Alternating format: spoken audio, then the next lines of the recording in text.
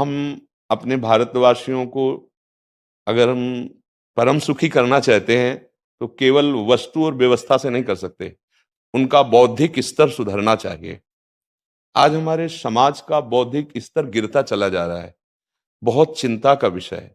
हम सुविधाएं दे देंगे, हम विविध प्रकार की भोग सामग्रियां दे देंगे, लेकिन उनके हृदय की जो मलिनता है, जो हिंसात्मक वृत्ति है, जो अपवित्र बुद्धि है, ये जब तक ठीक नहीं होगी तब तक हमारा देश धार्मिक देश है, हमारे यहाँ धर्म की प्रधानता है। तो इसी बात को बार बार हम सबसे निवेदन करते हैं कि ये जो हमारी नई पीढ़ी है, इसी से हमारे राष्ट्र की रक्षा करने वाले प्रकट होते हैं। जो विद्यार्थी जन है, उन्हीं में कोई एमएलए बनता है, उन्हीं में कोई सांसद बनता है, उन्हीं में कोई मुख्यमंत्री बनता है, उन्हीं में कोई राष्ट्रपति या प्रधानमंत्री उन्हीं में अपने लोग भी सब थे। अब हमारी शिक्षा केवल आधुनिकता का स्वरूप लेती जाए और व्यभिचार प्रवृत्ति, व्यसन प्रवृत्ति, हिंसा प्रवृत्ति, ये नई पीढ़ी में देखकर बहुत असंतोष हृदय में होता है। इसीलिए कितनी भी शरीर में पीड़ा हो, हम प्रयास करते हैं जितने से जितने सामने हमारे भगवत स्वरूप जन आते हैं, पहले बुद्धि शुद्ध होनी चाहिए। मय्ये वो मन आदत्स्व मयि बुद्धिम निवेश है, तो निवशिष्यति मय्ये व अत ऊर्ध्वम न संशया, तू मेरे में ही निवास करेगा, अर्थात भगवदानंद में। अविनाशी जीव कभी भोग विलास में तृप्त हो ही नहीं सकता। हम अगर अपने राष्ट्र की विशेष सेवा, तो हमारे धर्म का परिचय, जैसे आप जन करते हैं, धर्म का हमारा क्या स्वरूप है, हमारे जीवन का लक्ष्य क्या है। हमें जितना राम जी प्रिय हैं, कृष्ण जी प्रिय हैं, उतने ही भारत देश हमारे लिए प्रिय है। जैसे राम भक्त, कृष्ण भक्त, वैसे हमारे भारत देश का हर जन जन हमारा आदरणीय और पूजनीय। पर अब जो मानसिकताएं बन रही हैं, वो हमारे धर्म और हमारे देश के लिए लाभदायक नहीं होंगी। व्यसन का इतना बढ़ता स्वरूप, व्यभिचार का इतना बढ़ता स्वरूप, हिंसा का इतना बढ़ता स्वरूप, ये बहुत ही विपत्तिजनक है। अगर ये बढ़ता रहा तो हम विविध प्रकार की सुख सुविधाएं देने पर भी अपने देशवासियों को सुखी नहीं कर पाएंगे, क्योंकि सुख का स्वरूप विचार से होता है। सुख और दुख की स्थिति सत्य नहीं है, आगमा पाइनो अनित्यास, लेकिन हमारा विचार, और विचार हमारा गंदा हो रहा है। बस हमारा उद्देश्य यही है कि हमारे देशवासियों का विचार शुद्ध होना चाहिए। अगर विचार शुद्ध है तो राष्ट्र प्रियता, जन सेवा, समाज सेवा, ये सब स्वाभाविक होने लगेगा। और विचार अशुद्ध है तो सुविधाएं बहुत हैं, उनका दुरुपयोग हो रहा है। तो बस आप सबसे बड़े बड़े जो उपदेष्टा जन हैं, जो बड़े बड़े धर्म की रक्षा के लिए भगवान ने जिनको भेजा है, उन सब से यही प्रार्थना है कि सब व्यवस्था करते हुए हमारे देशवासियों की बुद्धि अध्यात्म को समझे। बिना अध्यात्म को समझे दुख सुख की समानता बिना किए परम सुख का अनुभव हो ही नहीं सकता। इस मायाकृत भोग पदार्थों को भगवान ने दुख योनया कहा है। मानो एक बोर्ड लगा दिया, दुखालयम अशाश्वतम।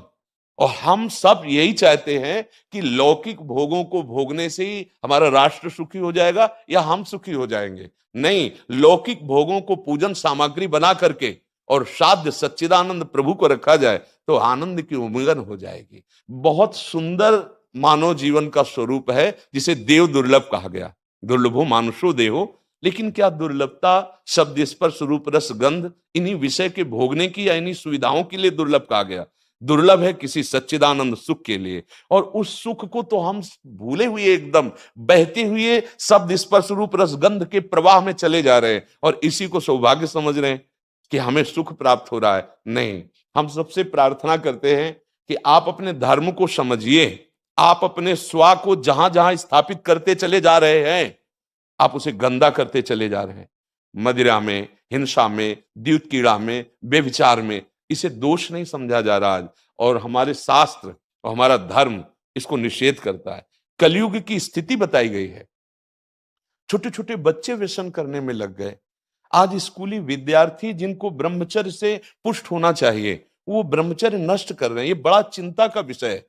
हमारे देश के लिए जो जवान चाहिए, हमारे देश के लिए जो भक्ति चाहिए, उसमें बुद्धि और शरीर बल दोनों होना चाहिए। शरीर बल क्षीण हो रहा है क्योंकि व्यभिचार प्रवृत्ति में बहुत कमजोर अवस्था में, जैसे गेहूं की फसल है और गलेथ में काट ली जाए, तो न दाना मिलेगा न सही भूस मिलेगा।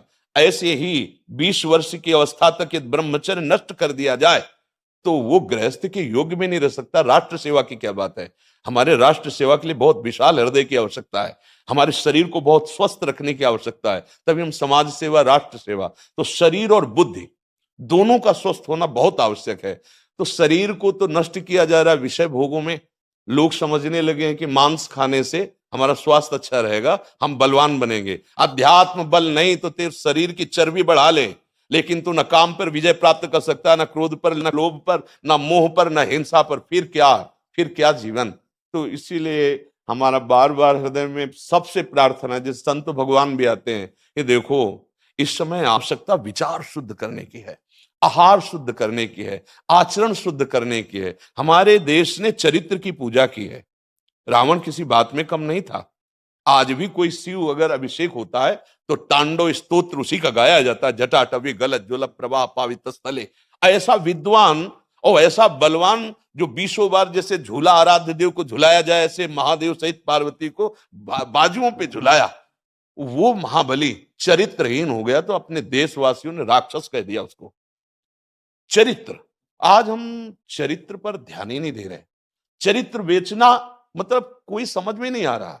छोटे छोटे बच्चे चरित्रहीन हो रहे हैं। हमारा राष्ट्र संकट में पड़ जाएगा अगर हमारे बच्चे व्यवस्थित नहीं हुए, उनकी बुद्धि शुद्ध नहीं हुई, उनका स्वास्थ्य ठीक नहीं रहा। कौन आगे चल कर के है? यही पीढ़ी तो है ना। इन्हीं में से तो निकलते हैं हमारे राष्ट्र भक्त, भगवत भक्त, देश सेवी। तो सबसे यही प्रार्थना है कि हमारे नई पीढ़ी को सुधारा जाए।